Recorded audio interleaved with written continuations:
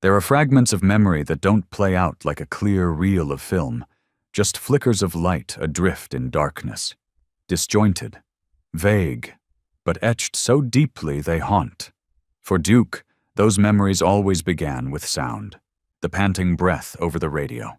He growled as he tracked a strange scent, the echo of a police siren piercing through the forest canopy, and then gunfire, a dry, cold sound that ripped through the air like a blade slicing silence. At the time, Duke didn't know this would be his last mission. He didn't know that one more step would change everything forever. The chemical trail, ammonium, chlorine, and the acrid tang of burnt plastic led him through dense underbrush. He didn't hesitate. For 3 years, instinct had been his compass. Sniff, confirm, alert. This time was no different, except he was the only one who got too close. A human voice called out from behind, urgent and alarmed. "Fall back, Duke! Stop!" But it was too late. No one saw the blow coming. No one knew who had been waiting in the shadows. It happened in a fraction of a second. A strike like a hammer to the back of the neck, and suddenly the sky reeled.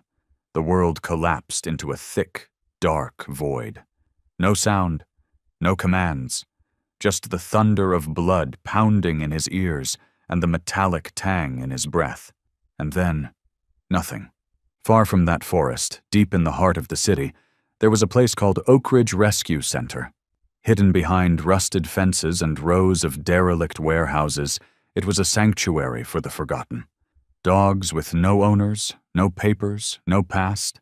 In the back corner of the western wing, under the pale buzz of a flickering fluorescent bulb and the soft spin of a ceiling fan, a German shepherd lay motionless, his once thick coat of gray and brown, now matted with grime, clumped in patches along his flanks and legs. He curled into the corner, head buried between his paws, tail wrapped tight around his body as if trying to vanish into himself. No one there knew his real name. They called him Maverick, a placeholder written on his intake file when the collection truck driver dropped him off out back, quiet as an unclaimed parcel. Male, approximately 6 years old. No microchip, no collar, sensitive to human touch. Do not approach. Maverick didn't respond when people neared his kennel. He didn't bark, he didn't growl, he didn't cry to be let out like the others. He simply lay still, his eyes blank like a stagnant pool. No one realized that behind those deep brown eyes, beneath that silent resignation, there was a memory left unsmudged, something beyond fear, closer to grief only those who had known light could feel. He was still breathing, but barely living. He had once been called Duke. He had once been a service dog, brave, precise, loyal. He had once run beside the soldier he adored. And now he was Maverick, a name that meant nothing, a life on pause, a shadow lying still in Kennel 12, where days passed like dust settling over a wound that never had a name. And yet, not everything had been erased. His ears still twitched at the wail of a fire truck siren passing the main road. That still, the sleeping body would flinch ever so slightly if someone moved their hand too fast. And sometimes, at dusk, when the light slanted through the bars and cast faint stripes across the concrete floor, he would whimper, barely a sound, more like a breath, as if calling out to someone from an old dream. No one answered. No one remembered the name, Duke. Only he did, still waiting, though he no longer knew what he was waiting for. Warriors don't die in battle. They're forgotten, and sometimes they're found again, in the shape of a trembling animal lost in the noise no one bothers to hear. The days after his arrival at Oak Ridge passed like a windless haze, colorless, scentless, directionless. For Maverick, the name assigned to the German shepherd, time no longer moved in minutes or hours. It stretched endlessly, like the foggy distance between being and fading. Every morning, pale hallway light leaked through the mesh of the kennel.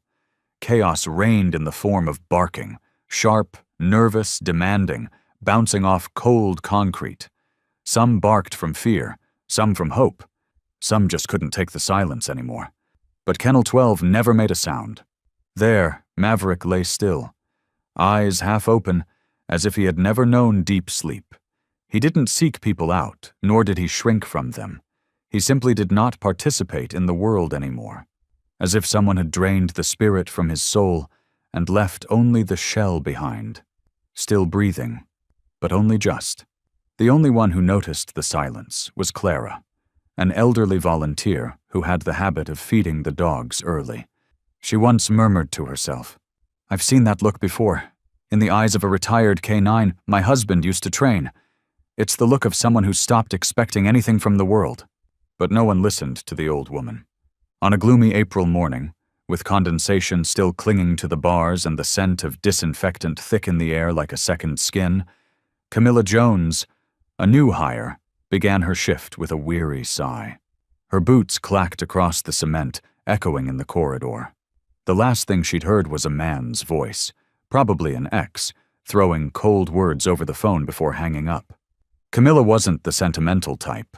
A broken childhood had taught her to shut down emotions early, but something about that morning, pressure, exhaustion, anger, made her colder than usual.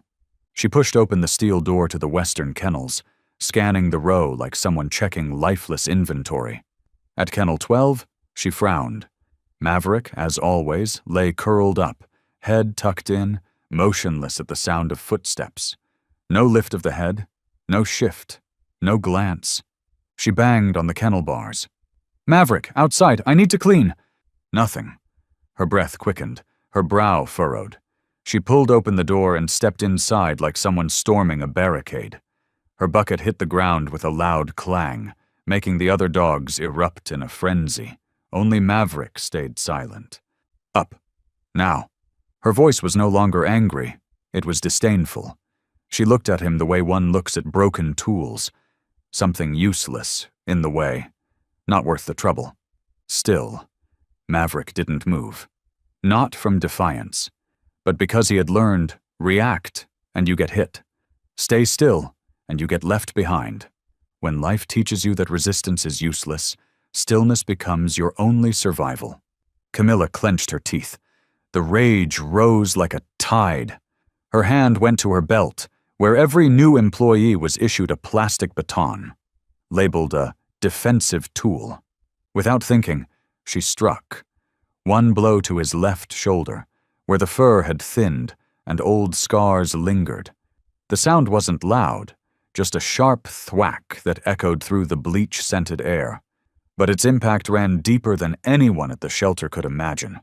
Maverick didn't cry out, didn't recoil. He just trembled. A rasping sound escaped his throat, thin, dry, barely more than a breath. Not pain, but something heavier. A sigh from someone who had endured enough. His shoulder twitched, then stilled. His eyes never looked at her, still fixed on some far-off place, reliving a moment where light was only a memory. Camilla paused for the briefest second, as if something in his eyes unsettled her.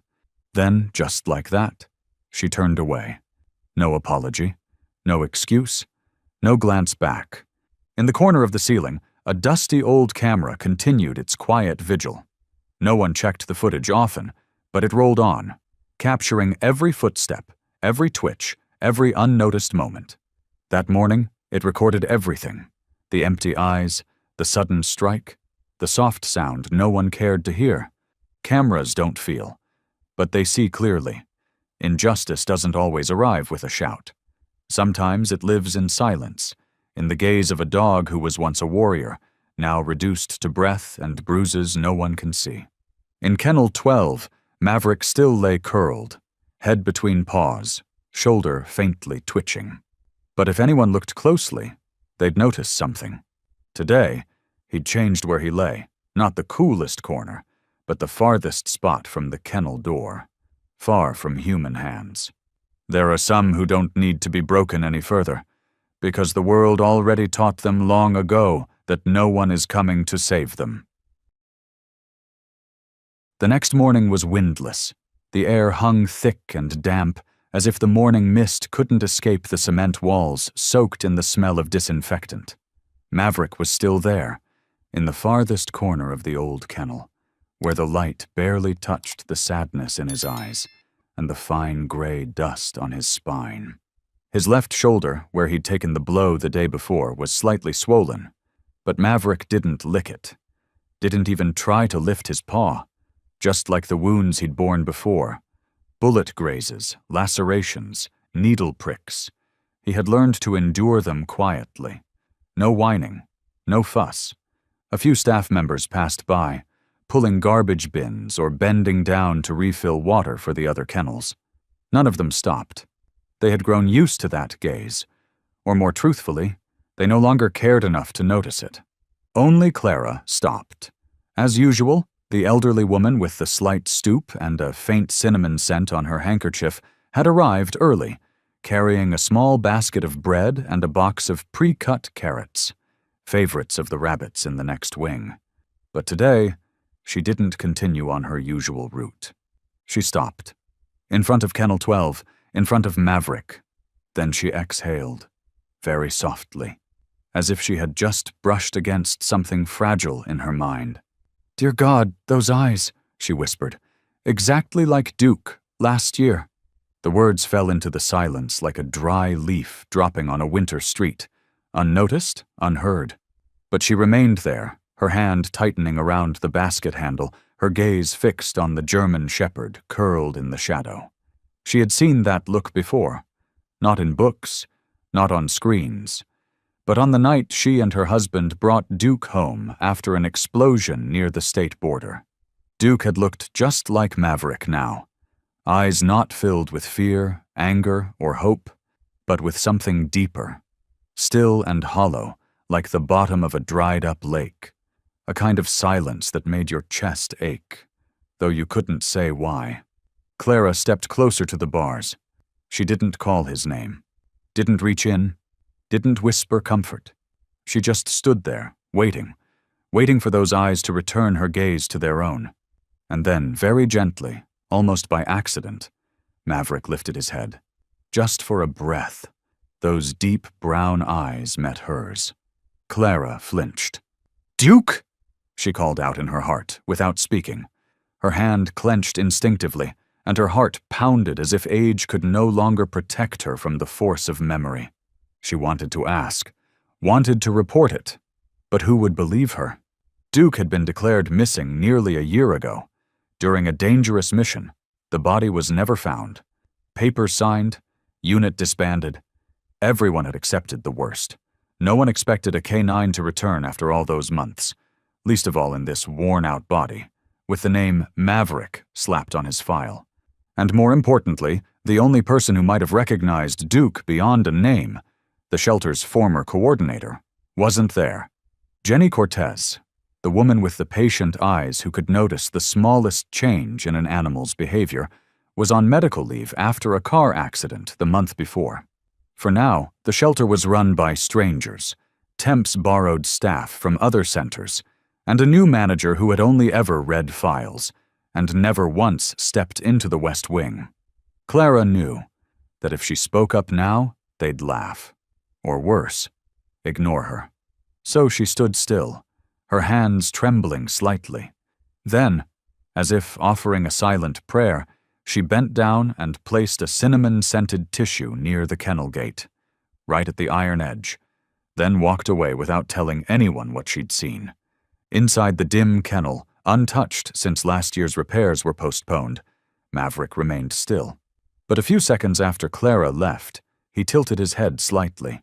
His nose lifted toward the gate, where a scent lingered. Something unfamiliar, yet not threatening. Cinnamon. Gentle, like a voice once familiar in a long-lost memory. No one noticed, but that night, for the first time in weeks, Maverick didn't face the wall. He lay facing the door, eyes open, watching the place where that human had stood. Not because he hoped, but because, in her eyes, he had seen something he thought he had lost forever. Recognition.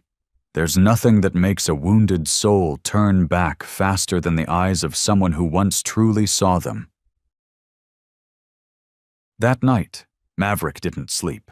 Not because of the ache in his shoulder, the bruise from Camilla's baton now a deep, pulsing throb, but because of something else. A faint shift, hard to name. Maybe it was the volunteer's eyes. Maybe it was the cinnamon scent clinging to the gate. Or maybe it was the fact that, for once, he had faced outward instead of curling into the wall. Whatever it was, it kept his eyes open all night, watching what he had long chosen to forget. The world beyond the bars. The next morning, Camilla was again the first to arrive at the West Wing. She looked drained from lack of sleep, still clutching a lukewarm plastic cup of coffee. She entered without a word. That day, for some reason, she seemed rushed. She opened the kennel, shoved the mop bucket inside, and turned away to grab more supplies. Maverick stayed still, barely reacting. Only his ears flicked slightly, unconsciously. Camilla didn't realize she had forgotten to lock the gate. It was a small oversight, the kind that happens on slow mornings with tired minds.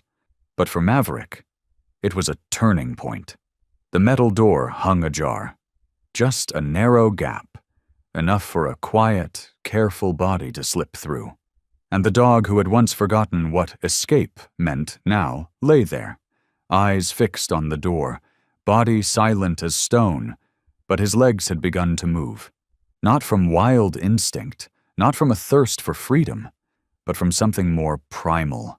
Survival. Maverick didn't rush out. He waited, ears tuned to the retreating footsteps, the creak of a storeroom door, the rumble of a cart rolling away. Only when the hallway settled into perfect silence did he rise. Slowly, like a ghost sliding across the floor. No one knew that this German shepherd, once trained for rapid response teams, once taught to sense timing and silence, was now using every old lesson in a body thinned by neglect and patched with rough fur. He stepped out of the kennel like it was still a mission. Not fast, not loud. Each paw was placed with careful grace, following the mossy wall at the back of the kennel row. His eyes darted, tongue never slipped out to pant. He left no trace.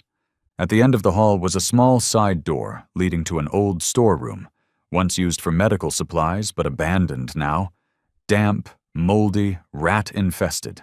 No one went there anymore, and no one cared what disappeared inside. Maverick slipped through a warped wooden door. The room inside was dark, laced with the stink of mildew, chemicals, rust, and moldy blankets. But to him, it was a safe den. Enclosed, dim, free of hands, free of leashes, free of sudden blows. Just cold air, darkness, and the solitude he had come to accept as part of his being. He wedged himself between two empty cardboard boxes, curled up behind a layer of damp cloth. His eyes stayed open. His ears are alert. But his heartbeat slowed. For the first time in weeks, there were no bars between him and the world. For hours afterward, no one noticed he was gone. Because for a dog like Maverick, silent, still, no barking, no demands, his presence had always been so faint, it hardly stirred awareness when it vanished. And if anyone did remember, they probably thought, still lying in the corner like always. No one called his name. No one searched. No one knew that in a small, forgotten room behind the kennels, beneath musty blankets and corroded cans, a creature once hailed as a symbol of loyalty was slowly dissolving into the shadows. Not to hide, but to survive. Not every escape is defiance. Some are just desperate searches for a corner of the world where breathing doesn't hurt anymore. Since slipping into the old storeroom, Maverick hadn't left. He had all but merged into the dull, stained shadows of the walls, becoming a silent fragment of a world that humans had long since forgotten. That day's meal, like so many others, never came. Nor did water. But the dog didn't whine, didn't cry, didn't stir. He simply lay still, his shoulder aching, his belly hollow, yet he made no move to soothe or search. He just breathed, each breath heavy and tired, his gaze blank and fixed on a space no one else could see. The world outside kept moving. Camilla didn't think once about Kennel 12. When she checked the logbook, Her eyes skimmed over Maverick, and she scribbled down 2 words: in hiding. To her, it wasn't unusual. Plenty of dogs withdrew for a few days and came back to eat when no one was watching. As long as they didn't die, it was fine. Only one person wasn't yet used to that kind of detachment, and it was that unfamiliarity that made her notice. Elena Rodriguez was a final-year veterinary student, completing her last 4-week internship at Oak Ridge before graduation. She hadn't chosen this path to become a clinic director or a model vet tech, the way her mother had hoped. What drew Elena to this work was the look in the eyes of animals who couldn't speak, but could remember, could love, could hurt. She had once carried a dog with a bullet wound in its ribs back to her dorm, simply because it wouldn't go to anyone but her, the only one in the intake room not wearing gloves. That day, Elena hadn't meant to go toward the storage wing. She was just looking for a quiet place to read. The admin area was too noisy, the infirmary cramped, and the rabbit pens were swarmed with visiting school kids. So she turned down the narrow path near the West Kennels, an area everyone said was old, boring, and smelled strange. She was just passing the sagging wooden door when she heard it. A rasping breath, heavy, labored, but unmistakably alive. She paused, her steps slowing as if drawn by an invisible thread. Her ears strained. No human footsteps, no growl, not even the familiar scratch of claws on tiles, just a single, patient breath, as if whatever was inside didn't want to be found, but couldn't help but breathe.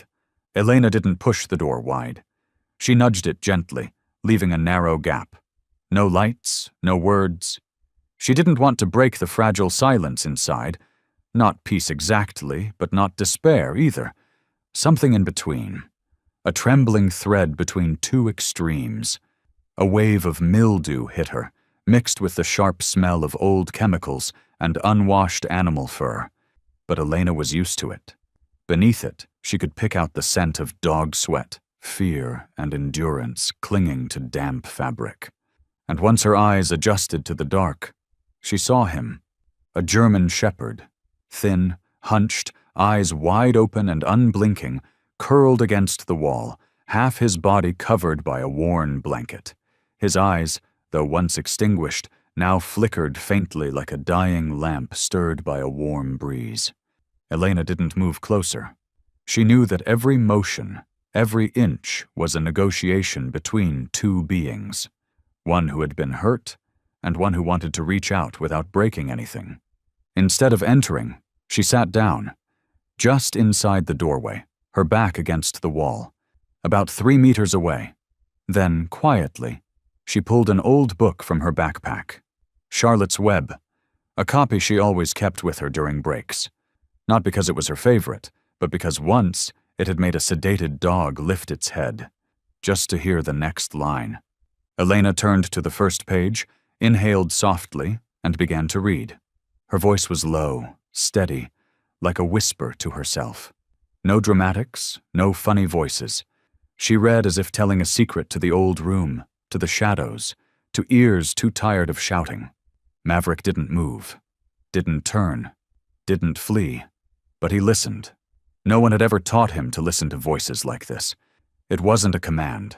It wasn't a siren. It wasn't a sound that meant attack or alert. It was reading. Simple, weightless, like the last thread of memory caught in a breath. He had once lain like this, pressed against the boots of a soldier, rain falling outside the perimeter, while the man read a letter from home. Back then, Duke hadn't understood the words, but he'd understood the tone. That voice, just like Elena's, had carried peace, expecting nothing. Elena never looked directly at him. She knew eye contact could hurt as much as a slap. She simply read until the end of the first chapter, then stopped. She placed the book down at the edge of the door, pulled a tiny dog biscuit from her jacket pocket, pre-packed in a tin, and set it beside the book. Then she stood. No goodbyes. No, be good now, like people often say to dogs. She understood that trust doesn't need to be named. It needs to be honored. As her figure disappeared beyond the doorway, Maverick remained still. But 10 minutes later, slowly, He shifted, toward the edge of light, because for the first time in so many months, he had not been seen as invisible. Of all the wounds memory leaves behind, sometimes it only takes one person who doesn't try to fix you, but chooses to sit beside you in the dark, to start again. From that first afternoon, where a gentle voice filled the dark and was answered by a gaze no longer hostile, Elena returned each day to the old storeroom, quietly, as if a silent agreement had formed between two beings from worlds that weren't supposed to meet, one who had never harmed, and one who had learned to live with fear. She didn't tell anyone, didn't bother justifying whether her actions aligned with the clinical standards of her internship. Deep down, Elena knew the truth. Healing rarely begins with medicine or procedure. It starts with presence, with the willingness to sit beside an unnamed wound without rushing to wrap it. Every day, she opened the warped wooden door with the lightest touch, avoiding the screech of the hinges, and stepped inside, settling in the same spot, just within the shaft of light from the door crack. Far enough not to threaten.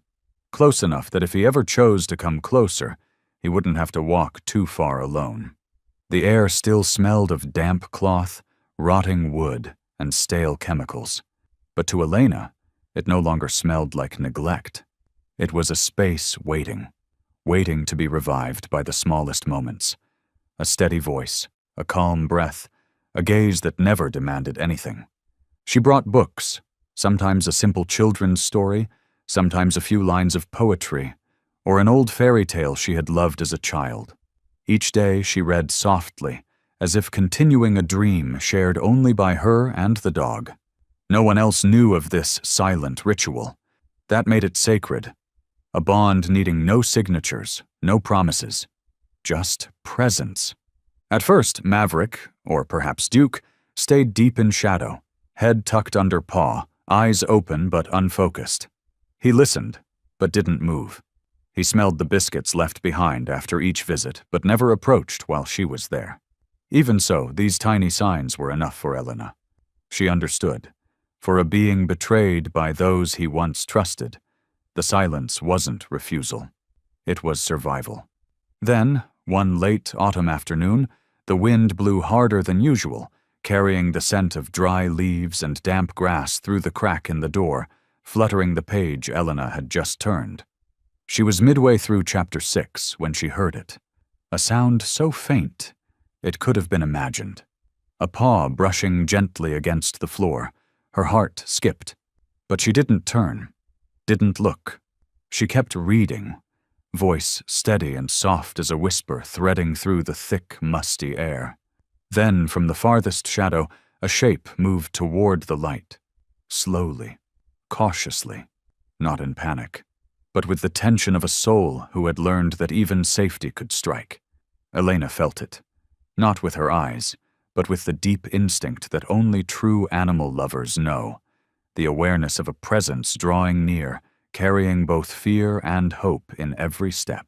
Duke stopped 2 steps away, eyes low, ears down. His posture is taut, like someone crossing a war zone where both sides might open fire. Then, after a pause long enough to stretch the air itself, he took one more step, just enough to let his nose brush the faded canvas tip of Elena's shoe. It wasn't long, just a touch, a quiet period at the end of a sentence, a sign that he had crossed a line. But the length didn't matter. What mattered was the choice. For the first time since arriving, the dog had chosen to approach a human. Elena didn't move. Eyes stayed on the page. Their hands rested gently on her knees, as if she hadn't noticed anything, though her heart thundered with a quiet intensity known only to those who witness a soul deciding it might deserve love again.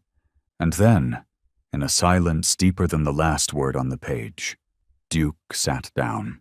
Not the trained sit of an obedient dog, not the submissive slump of surrender, but the posture of a creature too tired to keep running, who had chosen to rest beside someone who didn't make him afraid.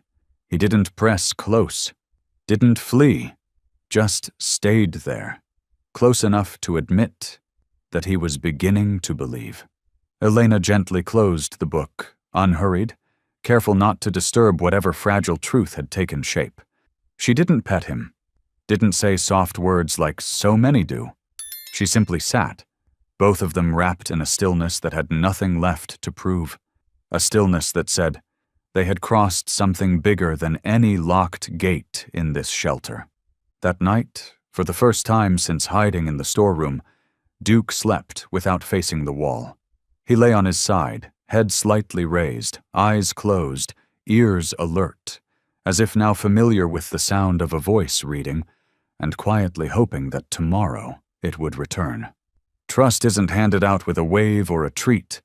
It's built in the quiet days we share, until the most frightened soul dares to lift its head and choose to stay. That afternoon, while slanted light spilled through the storeroom doorway, where a German shepherd was learning how to sit beside a human without retreating, at the far end of the northern hallway, in a musty little operations room with peeling walls and an old duty board, a computer screen flickered to life, and with it, a truth long buried began to surface, like a wound that could no longer stay hidden. Tony Gallagher, director of the Oak Ridge shelter, wasn't the nitpicking type. After nearly 20 years working with abandoned animals, he had learned to accept the everyday messes of staff, the system's flaws, and the long silences where control simply didn't exist. But that day, while reviewing access logs to investigate a missing batch of parasite medication, he had to fire up the shelter's old camera system, usually only used for theft or shift disputes. No one had reported anything unusual from the West Kennels, the most neglected wing, partly because of its distance, partly because it housed the hardest cases, aggressive, traumatized, or unresponsive. So when the timeline scrolled across his screen, and Tony rewound footage from that morning, he didn't expect anything noteworthy. But the footage from the ceiling cam made him stop breathing. Camilla, the temp sanitation worker once praised as tough and efficient, was standing in front of Kennel 12. The image was grainy, but her movements were unmistakable. Tony watched her shove the kennel door open, drag the mop bucket inside like tossing garbage, then motion, loudly, judging by her expression, for the dog inside to move. When it didn't, she raised her arm, black plastic baton in hand, and struck. No hesitation. The blow landed square on the dog's left shoulder as it cowered against the wall. Tony didn't pause the footage out of shock. He'd seen worse in this line of work. What made him sit still was the way the dog responded. No growl, no bite, no bark. Just a low, cracked whimper. Then silence. As if pain was something it had memorized, and silence was the only thing it had ever been allowed to keep. What enraged him more wasn't even the blow. It was what happened next. Camilla turned and left without locking the kennel. A mistake in any facility, but unforgivable in one housing vulnerable dogs. And worse, there was no report of Maverick escaping that morning. None at all. Tony sat in silence, tapping the desk, then switched screens to review other saved footage from the week. The more he watched, the tighter his jaw clenched. It wasn't just once, not just one dog, and not just Camilla. Another clip, an old dog shoved while eating, the worker walking away without a glance.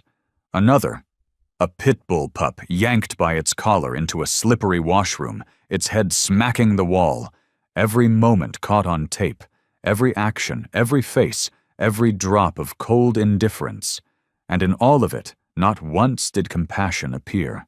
But Tony returned to the original clip, the one with Maverick, and froze the frame at the moment the dog lifted his eyes after the blow. Not to react, not to fight, just to look up, as if reflexively clinging to the last shred of forgotten dignity. Those eyes, frosted, hollow, but still holding the faintest glimmer of something, hit Tony in the chest. He realized this wasn't one of the nameless, difficult dogs casually labeled uncooperative in the intake file. There was something in the way it held itself, the quiet endurance, and especially those eyes. This dog had once belonged somewhere, had once stood beside someone, had once been part of something noble and painful. Tony pulled up file 12. Name, Maverick. Age, approximately 6 years. Breed, GSD. Notes, shy, avoidant, non-compliant. Intake date, 3 weeks ago. Found near Highway 19. A in a state of exhaustion. No one scanned for a chip. No one traced his past. Just a label. And a cage. He took a deep breath and opened the rear storage camera, where no one expected a dog to be. When the image loaded, Tony saw a young woman sitting quietly on the storeroom floor, book in hand. Her voice was inaudible through the feed, but her gentle presence seemed to soften the gloom around her. And next to her, a German shepherd sat, not collapsed like a beaten animal, not hidden like something afraid, but sitting, fully, with a body and soul just beginning to remember trust. They weren't more than an arm's length apart. The dog's head tilted faintly toward her, ears not perked in alarm but lowered in a quiet surrender. His eyes, open, focused, were no longer clouded by fear, nor filled with hope, but something in between, softer than pain, not yet peace. Tony didn't need more proof. It was time to call the dog by his real name, and more importantly, to name the truths that had been buried in silence. Some truths aren't shouted, they're revealed in a single look, and some souls never cry out because they've grown used to no one listening. Tony didn't wait for the next board meeting. The next morning, he called Jenny Lang, the shelter's lead coordinator, on medical leave after injuring her knee during a stormy night rescue. He asked her to return, not for paperwork, not for scheduling, but because of a look he'd seen on a screen that he couldn't forget, and a rising suspicion in his chest that felt like a tide breaking free. Jenny didn't ask many questions. Tony's voice over the phone was low and tight, and she understood this wasn't about routine protocol. She arrived just after noon, leaning on a cane, coat still dusty from the road, her face bearing the calm tension of someone who had witnessed far more than anyone thought a vet tech should. Tony led her to the old storeroom. He said nothing along the way, just played the clip from the camera, the one where the young woman read her book, and the dog, Maverick, sat beside her, silent, but more alive than any sworn statement could ever be. Jenny didn't look away. Something in the way the dog bowed his head, the way his ears softened, the way he gazed toward the girl's voice, it caught in her throat. When the footage paused at the moment, he gently touched his nose to the girl's shoe. She let out the faintest sound, a whisper, like someone recognizing something buried deep inside for too long. "Take me to him," she said, without waiting for direction. Her limp was steady, her eyes locked on the door ahead. Elena was already there. Same place, same book, same soft, steady voice, as if reading to herself. But this time, when Jenny entered, the dog didn't flinch, didn't retreat. He lifted his head, hesitant but no longer hostile. In his eyes, there was something almost familiar, something uncertain, and something that made Jenny nearly hold her breath.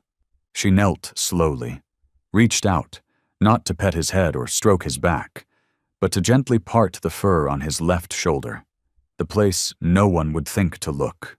And there it was, a thin scar, shaped like a V, the mark left by a cartilage graft surgery done 2 years ago.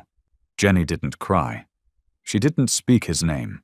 She just froze there in silence, her hand resting on the warm fur, lips trembling to form a word she couldn't yet say. Elena watched quietly, said nothing. She knew that this moment no longer belonged to her. It took several minutes before Jenny found her voice. Her hands shook slightly, but her tone was clear, so sharp it cut through the quiet like a blade. "Calling someone?" Tony asked gently. Jenny didn't answer right away. She dialed a number, familiar to her fingers, and brought the phone to her ear. When the other end picked up, she drew a long breath and spoke, slow, firm, as if carving each word into an old, unhealed wound. "Jason, it's me." Jenny, I need you to come to the shelter. Not for a case. It's about Duke." There was silence on the other end. Then, over a rush of wind through the receiver, came a faint sigh, the sound of a memory waking up. "I'm not joking, Jason," she said. "I think I've found a ghost." And while those words rang out, the German shepherd, the one falsely named Maverick, the one who had been beaten, escaped, and lived like a shattered soul, still sat there, eyes wide open, staring at the light stretching across the floor outside the door, waiting for the past to return and speak his name again. Some scars don't need to be examined to know exactly who bears them, because a soul, no matter how renamed, cannot hide the shape of who it once belonged to. The sky seemed to sink in strangely that afternoon as a silver-gray pickup truck turned into the shelter's gate. The engine rumbled briefly, then fell silent beneath rows of autumn-stripped trees, leaving behind a lingering stillness, as if time itself was folding inward, urging old memories to surface in the slowest, most aching way. Jason Reeves stepped out of the truck, bringing nothing with him but a worn backpack and a pair of eyes that had seen too much. Battlefields, farewells, and the kind of loss that has no name. He didn't ask for directions, didn't need a guide. It was as if the moment his boots touched the ground, he already knew where to go, what to find. Because among the meaningless noise of life, there had only ever been one gaze that pulled him back from breaking. And now, that gaze was waiting to be seen again. When Jason entered the old storeroom, where the smell of rotting wood mixed with old pages and the quiet breath of a forgotten creature, Elena was already there, the same book in hand. But this time she wasn't reading. She just sat in silence, as if she knew this moment wasn't hers, and her presence now was only a quiet backdrop. Duke was curled near the blanket's edge, his back turned toward the door, not tense, but not fully at ease. He simply existed, carefully, like something sensing the closeness of something inevitable. Jason didn't speak at first. He stood in the doorway, letting his eyes adjust to the darkness, letting his heart, once too tired to believe in miracles, slowly recognize the familiar silhouette of an old friend. Then, when he could hold it back no longer, he whispered, barely louder than the breeze through fallen leaves, "Duke!" It wasn't a command, not a plea, just a breath cracked open from deep inside his chest, like a prayer held in too long. And the miracle, simple but sharp enough to shatter the soul, happened. The German shepherd, once called Duke, then called Maverick, once beaten, starved, and left to sleep in chemicals and cold wind, lifted his head. His ears perked, body tightening slightly as if awaiting a final confirmation in the sound of that voice. And then, slowly, but without hesitation, he rose.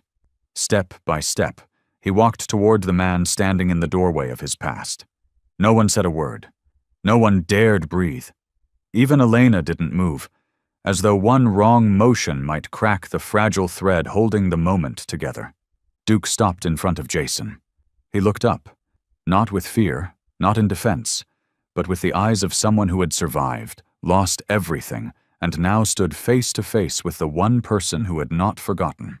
And then, without being told, without needing a second call, Duke stepped forward, pressing his head softly into Jason's chest, as if every shattered second from all those lost months was being stitched together again, by a touch, a breath, and a trust that words could never carry. Jason knelt. His hands trembled as they rested on Duke's head, not stroking, not petting, just holding, feeling the life beneath the coarse fur. In his eyes, eyes that had watched comrades fall, had led Duke through mines, had held his blood-soaked body one moonless night in a border forest. Now, there were tears. No actor could fake that gaze. No one could perform a reunion where every scar on the body and soul stood as witness.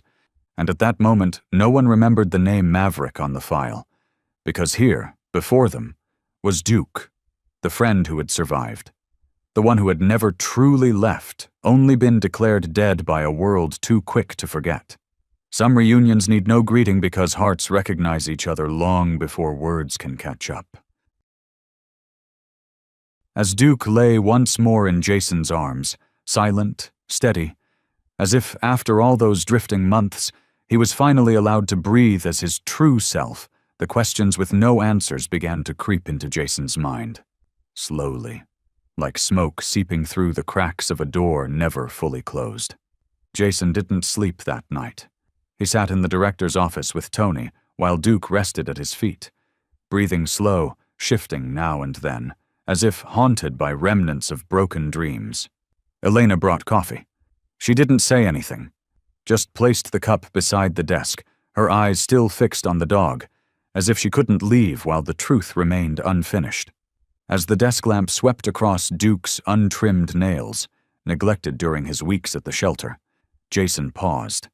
Embedded in the rough surface, faintly visible beneath the dirt, was a smear of reddish-brown clay, lodged deep in the claws and fur near his paw.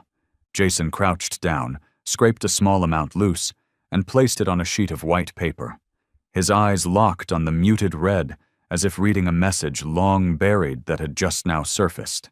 "This isn't local soil," he said, voice low, firm. "You sure?" Tony asked. Jason didn't answer right away. His hand had touched this kind of soil before, during a mission on the outskirts of the state, at the site of a military chemical depot that had been mysteriously bombed. To this day, no one knew why the location had been scrubbed from official maps and intelligence archives. It was a deep red clay, thick and sticky, with a distinct scent, a mix of rusted metal and diluted ammonia. A smell only those who had trudged through minefields or come in contact with chemical storage sites would recognize instantly. One touch was all it took. Duke had been there. There was no mistake, no accident. The residue was fresh, not from a year ago, but recent, which meant Duke had returned, or perhaps never left that area at all. Jason looked down at the dog, still lying quietly. "What did you find, Duke?" he whispered, more to himself than the dog, as if willing the closed eyes and steady breath to awaken and answer from the depths of memory. At that moment, everything shifted. Duke hadn't just vanished on a mission. He'd been declared fallen, missing after an explosion with no body recovered. But now, staring into his eyes, feeling the scar, and sensing the same soil still clinging to his paws, Jason knew the truth. He had survived, but was never meant to speak.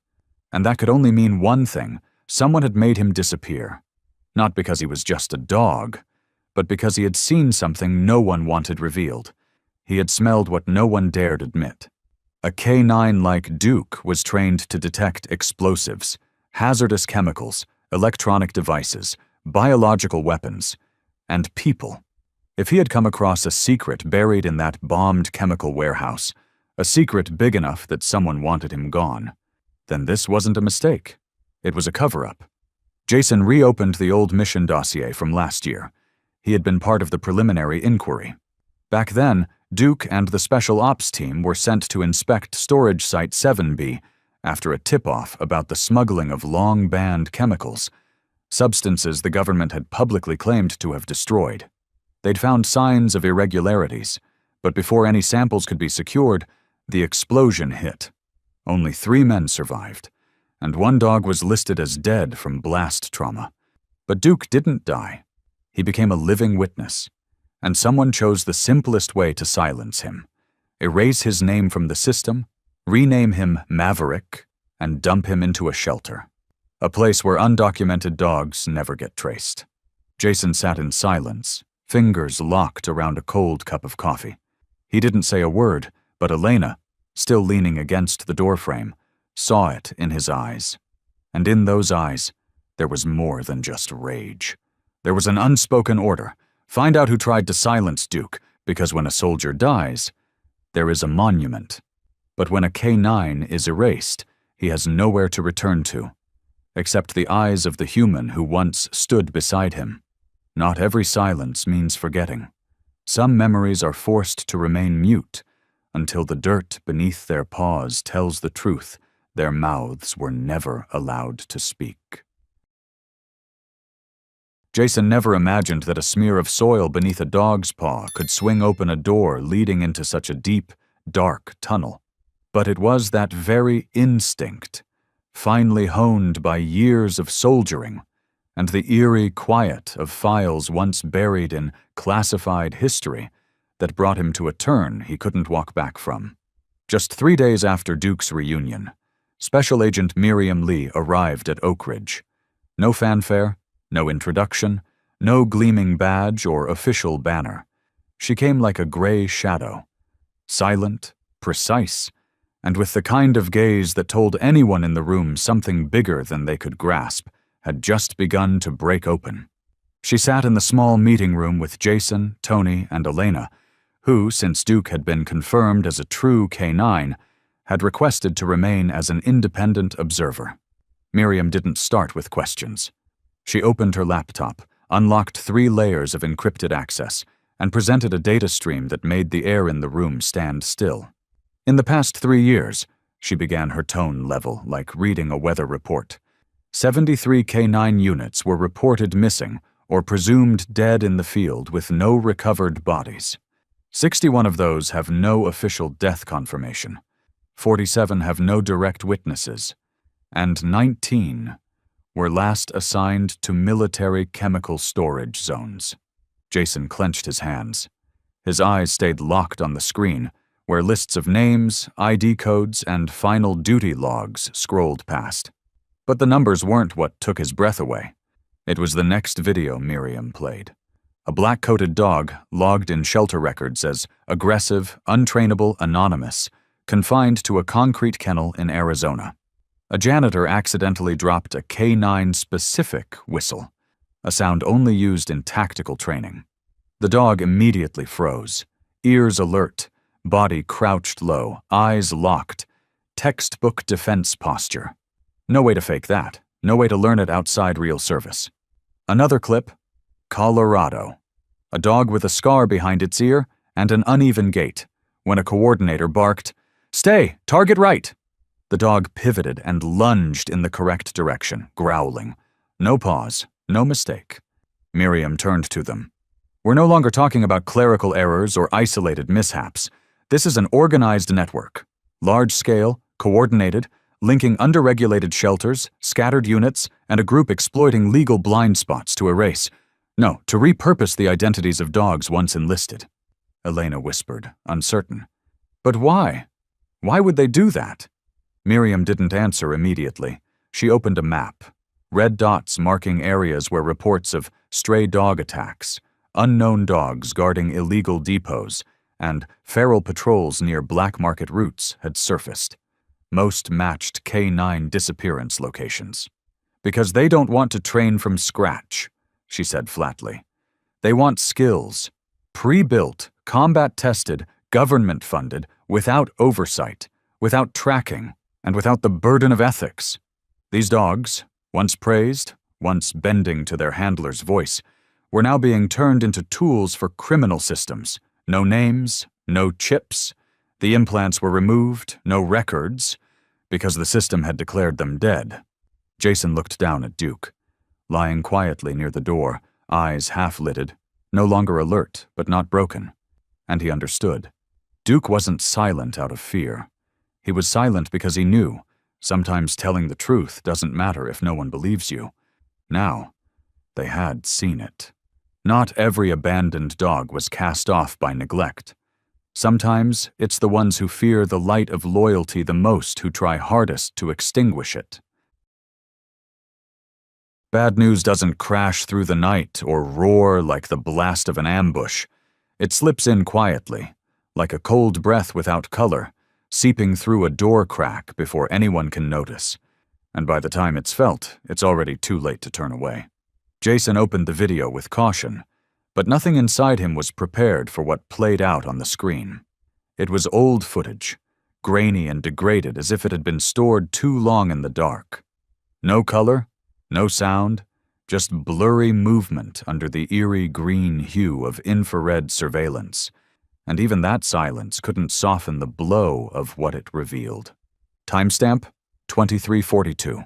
The camera's angle caught the auxiliary entrance of Warehouse 7B, the one sealed off after the explosion, where Duke was officially declared missing and presumed dead. The heavy steel door swung open from the inside. A man appeared.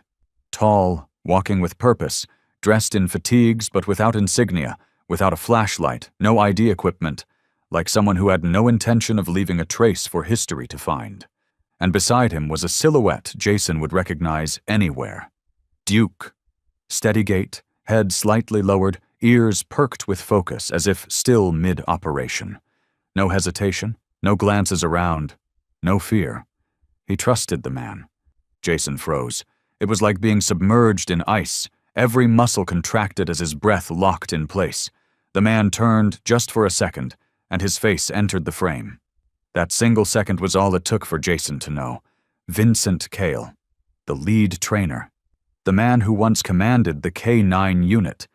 The one who first pulled Duke from basic training. The man who had once told Jason, smugly, "Dogs are tools, not teammates. Emotion ruins missions." The same man who never hid his disdain when Jason treated Duke not as gear, but as family. "No, it can't be," Jason whispered, as if begging his own eyes to take it back. But the truth stood firm. Harsh, bare, merciless. The video ended with Vincent leading Duke through the steel door. Then came the explosion, erasing the surveillance network completely. No other figures were seen. No records remained of what happened inside. Only one undeniable fact. Vincent was the last person ever recorded leading Duke into that warehouse. Elena sat in the corner, hand pressed to her lips, tears falling silently as she looked toward Duke, still lying at Jason's feet, like a shadow that had long since learned to suffer without making a sound. But when Jason placed his hand gently on Duke's head, the dog flinched, just slightly, then trembled. Not visibly, but Jason felt it in the palm of his hand. A trembling from deep within, the kind that happens when a buried memory stirs and breaks the surface. "You remember, don't you?" Jason asked softly, his voice tight and cracking. Duke didn't bark, didn't growl. He simply tilted his head, closed his eyes, and took a deep breath, as if something inside him had quietly fractured. Miriam said nothing. She handed over another stack of files, internal records. According to them, Vincent Cale had been reassigned just weeks after the explosion, under the vague reason of internal conflict, psychological instability. After that, he vanished from the system. No trace of any further training programs, no listing in reserve units, no medical files, no pension number. Gone. Like he never existed. Jason leaned in. One handwritten report, partially redacted and smudged, contained a single slashed line. "Do not trace, linked to a special protocol." No signature, no accountability. "And now," Miriam said, her voice sharp enough to cut air, "I believe he's the first link in the underground K-9 trafficking network. He had the authority, the knowledge, and most of all, he had the detachment to turn the most loyal beings alive into commodities." Elena shook her head slowly, tears streaking her cheeks. How could someone who's looked into the eyes of a dog like Duke ever do something like this? Jason didn't respond. Because he knew. Vincent had never truly looked into those eyes. He had glanced past them, like a machine, a tool, a product made to be trained, deployed, sold, but never loved. He looked at Duke, the dog whose name had been erased, whose records had been altered, whose chip had been cut out, and whose story was buried under layers of lies. And even now, lying there in silence, Duke didn't need to speak. His survival was his testimony. Jason knew one thing for certain. He would never let Duke be silenced again. Not all wounds bleed. Some betrayals leave scars deeper than any whip because they're disguised by the familiar touch of someone once called a comrade. Even as the truth was slowly surfacing out there, with layers of case files being peeled back and clues connecting into a haunting underground web, Inside Oak Ridge Shelter, a quiet resurrection was taking place. No headlines, no legal stamps, no reporters, just breath and patience. From a dog who seemed to have nothing left to give. After everything he had been through, Duke didn't choose to lie still in his kennel like most K9s who had been betrayed. He didn't snarl. He didn't shy away from humans. He didn't try to reclaim his former status. Duke simply existed, like a shadow with weight, warm, steady, and slow, and his presence began to spread, seeping into the weary space that had cradled too many broken spirits for too long. Elena was the first to notice. On mornings when she arrived earlier than the others, she often found Duke sitting in front of Kennel 9. It housed Blaze, a pit bull once captured for dogfighting. His body was covered in scars, neck muscles constantly taut at the sight of any stranger. Blaze trusted no one. Not dogs. Not humans. He lived like a rock, silent, aggressive, breathing in harsh bursts through clenched teeth, his eyes forever ready to kill anything that dared come close. Yet Duke came every morning, never entered the kennel, just sat at a respectful distance, his body turned slightly away. No direct gaze, no confrontation, no pressure. The way Duke sat, not facing Blaze, yet not turning his back either, seemed to say, "I'm here, but you don't have to do anything." At first, Blaze growled ferociously, but Duke didn't retreat. On the second day, the third, the fourth, the growls softened. Some days Duke stayed for 20 minutes, others over an hour, whether it was raining, the floor ice-cold, or the distant sounds of claws scratching filled the air. One day, Elena saw Blaze clawing at the bars, not to attack, but to drag his ragged blanket closer to where Duke was sitting. His eyes were no longer red with rage. They shimmered with something on the verge of breaking, something he couldn't name, only feel, something both unfamiliar and ancient, like the breath of a mother holding her pup for the first time after a brutal fight. From that day on, Blaze's behavior changed. He stopped lunging at the bars when staff approached. He started eating when Duke sat nearby. He drank water when Elena read near his kennel. And by the third week, for the first time, he lay down, not to rest, but to sleep peacefully, while Duke kept silent watch outside. Duke didn't help just Blaze. He made his way through the rows of kennels, not on a set schedule, no system, just instinct. One time he paused outside Kennel 14, home to Juno, a border collie abandoned after her elderly owner died of cancer. Juno hadn't eaten in 7 days. She lay with her face to the wall, as if she had rejected not just the world, but herself. Duke didn't look at her directly. He just lay down outside the kennel, close enough for her to feel his warmth, far enough not to invade the closed-off space of a freshly shattered heart. On day 2, Juno turned her head. On day 4, she dragged herself closer to the bars. Day 6, when Duke perked his ears at Elena's footsteps, Juno timidly reached out one paw to touch the bars, like she was saying, "Don't leave." Elena couldn't believe what she was seeing. She began recording every change, color-coding the zones where Duke often paused. They all shared one thing in common. Each kennel housed a dog that had lost all trust. And in those spaces, Duke's silence, neither threatening nor medical, was the only thing that helped them start to breathe again, from the inside. Tony, the shelter's director, broke his usual stoic silence for the first time, murmuring to Jason during a staff meeting. "He doesn't need to bark, he just walks into a row of kennels and the dog's behavior shifts. It's like something invisible holds them here with the world." Jason nodded. He understood. Duke hadn't survived just to expose a network of cruelty. He had survived to remind them all that not every wound needs bandaging. Some wounds just need a soul that understands and a presence that doesn't demand anything in return.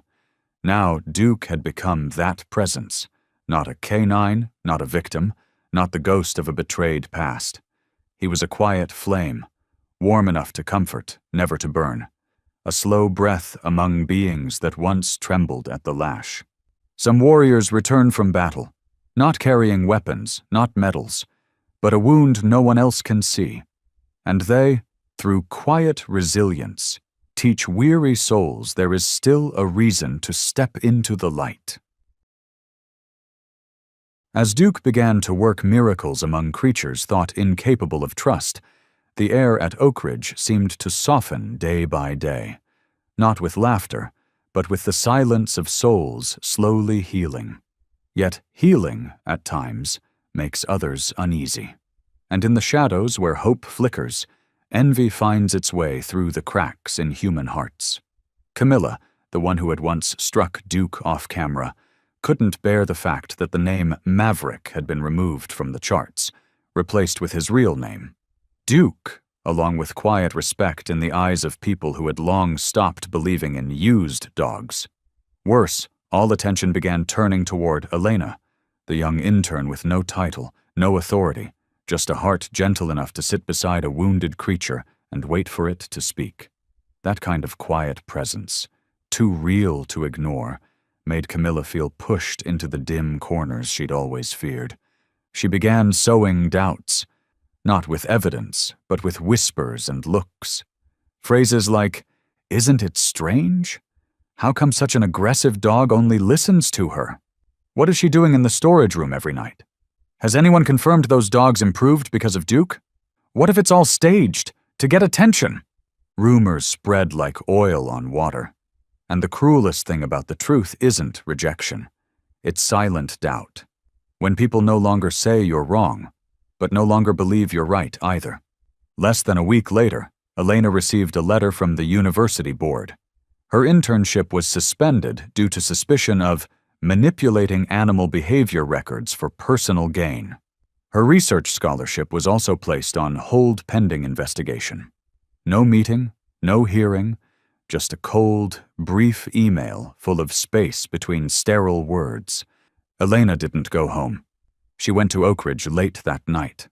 Not to work, not to read, just to be there. Because she had nowhere else to go, and no one she could bring these invisible wounds to. The kind no graph or data set could explain. The kind already distorted before she could even formalize them. She wandered through the silent kennel rows. Her footsteps made no echo.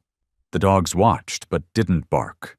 Somehow they knew, through some deep instinct, that this girl carried something painfully familiar, a kind of wound no one believes is real. She passed the cafeteria, the admin wing, and stopped at the old storage room, Duke's first place of refuge. Her hand on the rusted latch, Elena gently pushed the door open.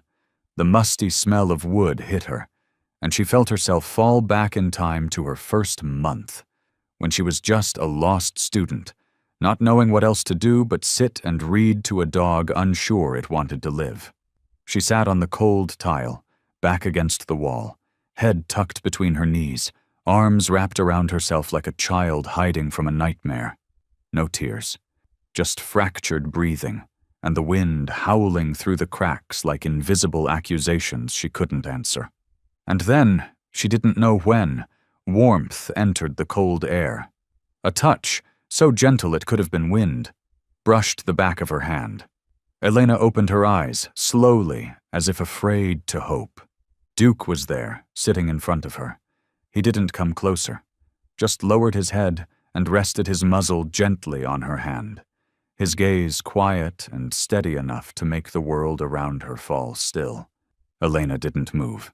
Her tears spilled, not from pain, but from the confirmation she needed. Someone still believed her, in the purest, most unconditional way. Duke didn't ask why, didn't need explanations, didn't need proof.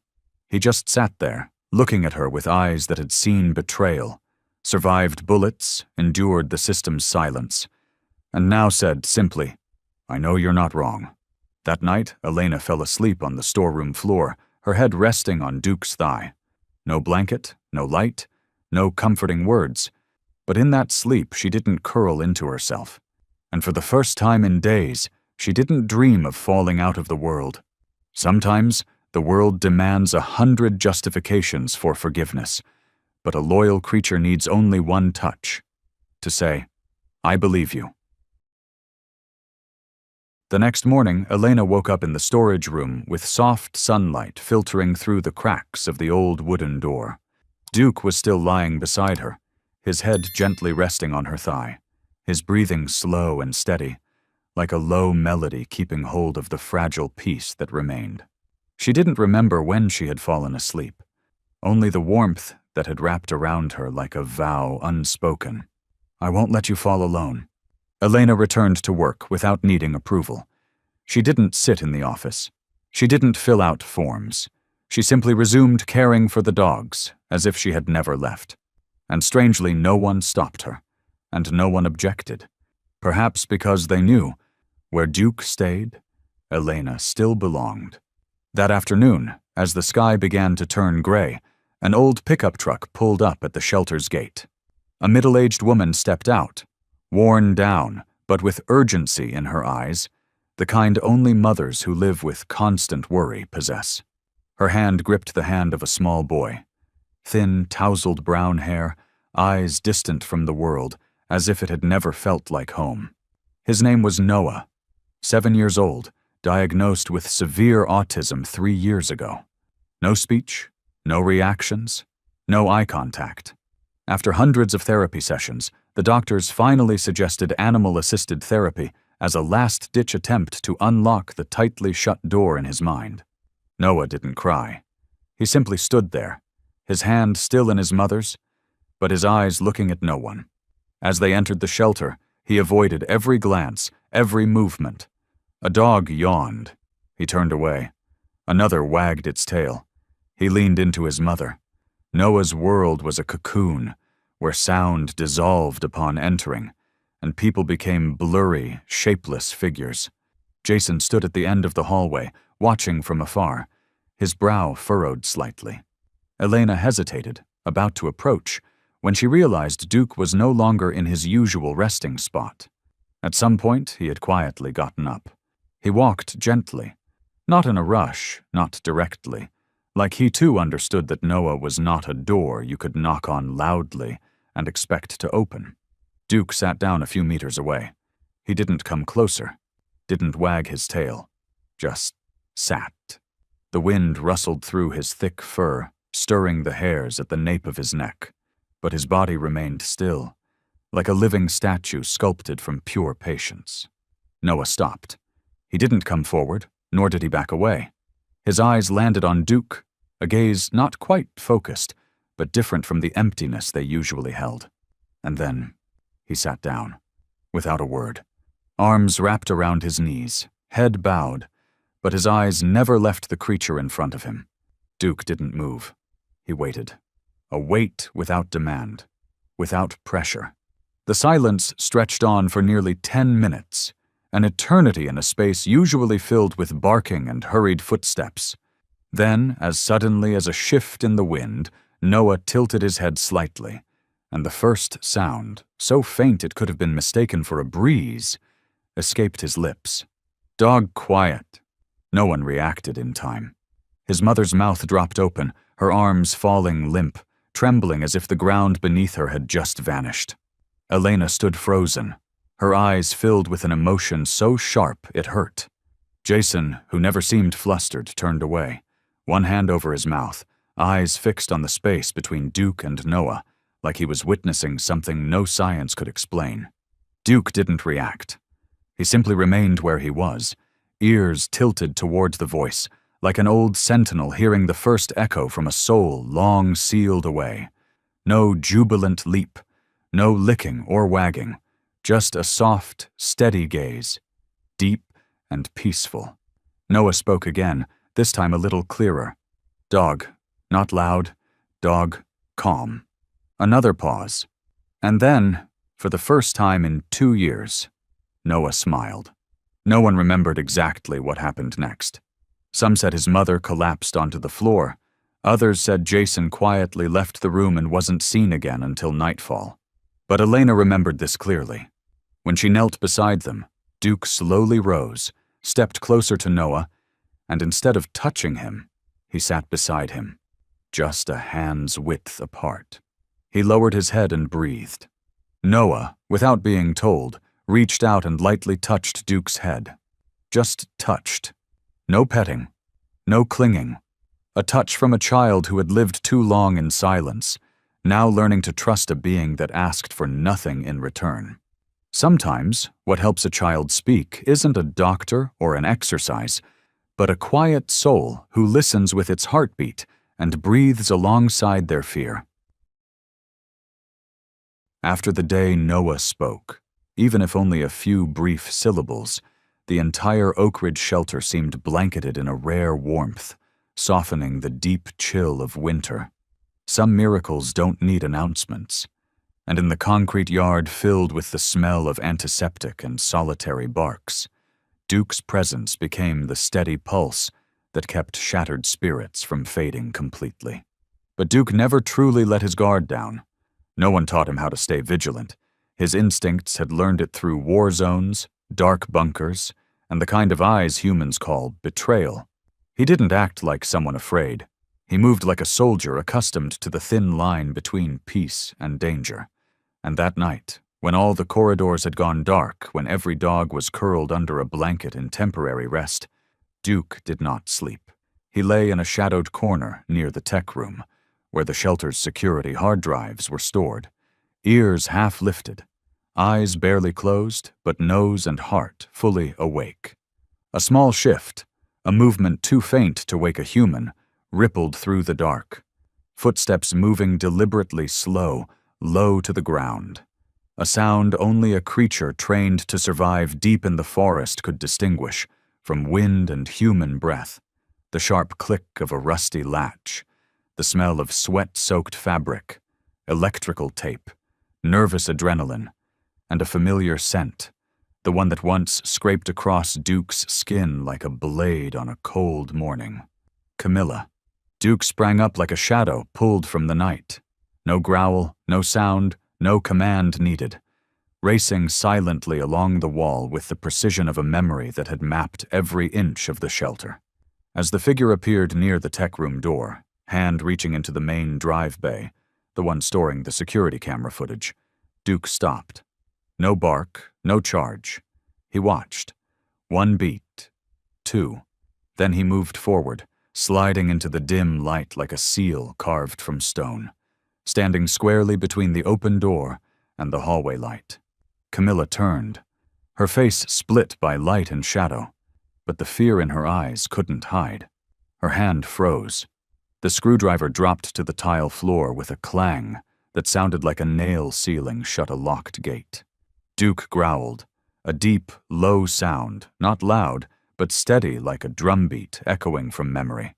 It was a specific signal, not meant to threaten but to alert, recognized only by officers who had served with K-9 units. Threat present. Immediate action required. Jason, reviewing logs in his West Wing office, shot to his feet. Though his ears no longer wore a tactical headset, they had never forgotten that rhythm. Within seconds, he reached the tech room. His eyes narrowed under the low hallway light at the sight before him.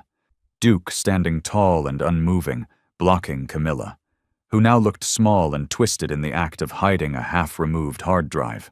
"Stop right there!" Jason barked. His voice wasn't angry, it was cold, sharp, the tone of someone who had just traced the final piece of truth. Camilla flinched, ready to run, but Duke took a single step. Just one. No bark.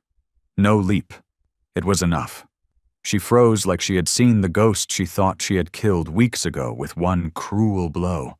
She was quickly restrained. No resistance. No tears. When brought into the temporary interrogation room, her eyes no longer held fear. Only exhaustion. The look of someone who knew it was over, just not that it would end because of a dog. Jason didn't ask questions. He stood with arms crossed, letting the silence speak for him. Camilla bowed her head. Her lips moved. A voice scraped from the final fragments of energy. "I'm just the errand girl. I was following orders. Someone else is behind all of this." Elena, standing outside the door, clutching her folder, spine straight like she was bracing for an oncoming storm, felt a chill crawl from her soles to the back of her neck. Duke sat at her feet, his eyes fixed on Camilla, not angry, but with an old, far-off disappointment, the kind of look born from seeing people betray not only each other, but the voiceless creatures who couldn't defend themselves. Some people destroy systems from within, not with guns or knives, but with apathy, silence in the face of wrongdoing, and cowardice disguised as obedience. But there are souls, silent though they may be, who keep the truth alive, even in the darkest night. The news that Camilla was merely a pawn, a small link in a silent network slowly consuming dogs that had given their entire lives to serve humans, shook Oak Ridge Shelter to its core. The atmosphere hung between fear and resolve. Jason immediately coordinated with the FBI to broaden the investigation, while Elena stayed close to Duke, not leaving his side for a second, as if one blink could make the fragile peace vanish, just as it had so many times before. Duke remained quiet, unchanged. He still watched over the hallways each night, still walked the puppies every morning, still lay beside panicked dogs whenever thunder rolled in. But in his eyes, Jason saw it. The storm was building, and Duke, somehow, had already picked up the scent of a threat humans had yet to notice. The real storm hit on a Tuesday morning. The sky was overcast. No warning. No thunder, no wind. Just a dull, gray light that draped the shelter yard like an old, torn curtain. Elena was carefully cleaning the wounds of a golden retriever recently rescued from a meat trade facility when Jason got the call. Noah hadn't shown up at his therapy center. The driver claimed he never saw the boy at the pickup point. His mother was panicked. No one knew where the child had gone. The news spread like an oil slick. Local police canvassed the neighborhood. Alerts were issued for nearby public areas. Surveillance cameras along the pickup route showed nothing. No sign of Noah leaving home. The boy, who had only just begun to open the door to the world, had vanished, as if he'd never existed at all. Jason said nothing. He walked into his office, closed the phone, and bowed his head, hands locked behind his neck. Elena stood outside, pale as paper. A heavy silence smothered the shelter as if every creature once healed, there was now holding its breath, afraid that the absence of a small boy could unravel it all. Duke sat in the corner of the yard, at first unmoving, but his gaze had shifted, taut and focused as a wire pulled tight between 2 points of doubt. He stood. No one ordered him. No one prompted him. He walked toward the small cabinet at the end of the hallway, where Jason always hung his coat after a shift. Duke's nose touched the sleeve.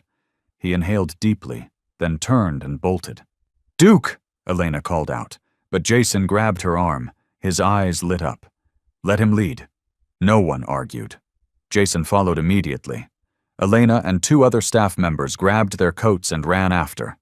Duke sprinted past the kennels, through the back lot, and stopped at the fence line leading into the woods. An area no one had ever paid attention to. Everyone assumed a child with autism wouldn't go far, let alone make it past a barrier. But Duke didn't question. He climbed the rusted section of the fence, sniffed once more, and let out a low growl. A signal. He had found a familiar scent. Jason climbed over right behind him, followed by Elena and the volunteers. Flashlights cut through thick underbrush-like beams, slicing into a forest of forgotten memories, unmapped, unmarked. Duke led, each step as deliberate, as though Noah's scent still clung to the earth. Through thorny undergrowth, muddy patches, and weathered trees with peeling bark, Duke pressed forward. He stopped. His eyes locked onto an old abandoned house. Door rotted, roof sagging, walls stained with graffiti faded by time. Jason moved in, hand instinctively resting on the gun at his side, a soldier's reflex. "Noah," he called, voice echoing through damp air like a blow to the chest. No reply. Duke didn't wait. He bounded up the rotting porch and nudged the creaky door open with his muzzle. Jason followed. Elena close behind. Inside the dust-choked room, between old sacks and moldy tarp, A small figure was curled up in the corner, arms over his head, trembling. Noah. Elena's breath caught as she rushed forward, but Duke got there first. He didn't bark. He simply approached slowly, as if afraid to shatter something fragile. He sat beside the boy and gently touched his knee with his nose. Noah looked up, eyes glassy. He didn't speak, but his lips moved. A whisper, barely audible. "Dog. Calm." Duke closed his eyes. He needed nothing more. Jason stepped forward and wrapped Noah in his arms. Elena knelt beside them, gripping the boy's hand. No one spoke. No one asked why he had run or scolded him for it. Just arms, just breathe, just a gaze from one who needed no language to say, "We're here, and we won't let you be lost again." Some souls don't need maps to find one another.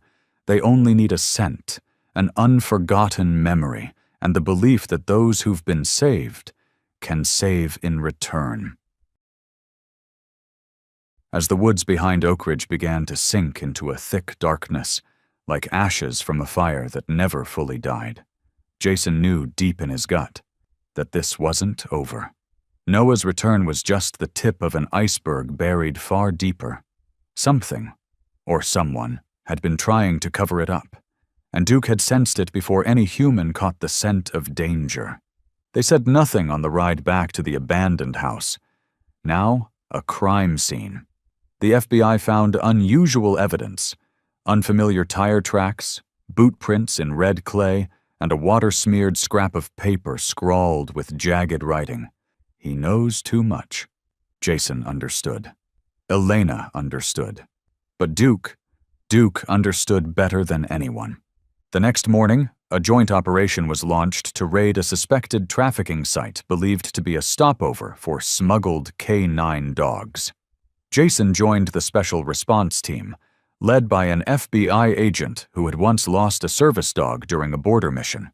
The unit was armed and prepped, but they still brought Duke, not as a soldier, but as a living compass, one that could find what no machine yet could.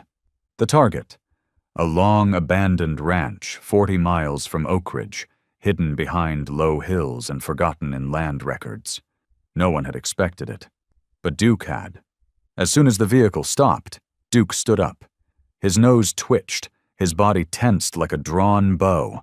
No commands are needed. He jumped down and led the team forward, cutting through tall grass, ears sharp and alert, biological radar tuned to vibrations beneath the earth. Jason followed, eyes locked on Duke, hand gripping his pistol. Elena had wanted to come, but Jason had said no. If anything happens, you're the first one he'll come back to.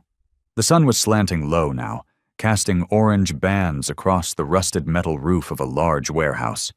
Duke stopped, perfectly still, one paw raised, nose pressed to a dark smear on the threshold. Old blood. Then, a soft click from inside. Jason recognized it. Someone was in there, and they were ready. The raid began in a flash, 3 agents through the front. Jason circled behind. Duke moved like a shadow, gliding through darkness, past dusty shelves and rows of empty cages. When they reached the room with the padlocked door, the suspected holding area, Duke let out a faint growl. He stopped at the far wall. Jason pressed his ear to the door, a metallic click, then gunfire. In the flash of the muzzle, Jason saw only a black blur hurling toward him. A heavy force slammed into his chest. Not a bullet, but Duke. The impact knocked Jason to the floor. In that instant, Duke took the bullet, directly to the front leg. Blood poured out like a truth too long buried now, forced to rise. "Duke!" Jason roared, rolling aside and returning fire. Agents stormed in. The shooter was subdued. No one died. But Duke was bleeding, fast and hard. He didn't whimper, didn't howl. He tried to stand, legs shaking but head still held high, eyes still locked on Jason. That gaze held no pleading, no blame, just one message. Don't stop because of me. Jason dropped to his knees, cradling the bloody, staggering form. His hands shook as he felt the heat of the wound. "Don't do this," he whispered. "Not again."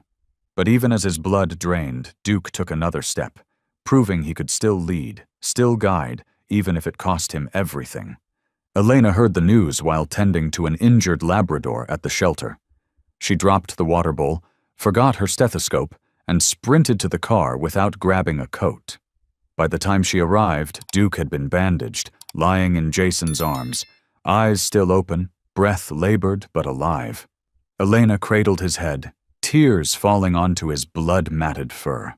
She whispered only one thing. "If you dare leave again without telling me, I swear, I'll bring you back, any way I can." Duke gave a soft, ragged breath. Whether from pain or answer, no one knew. But his eyes blinked gently, a silent nod between those who had survived unspoken wars.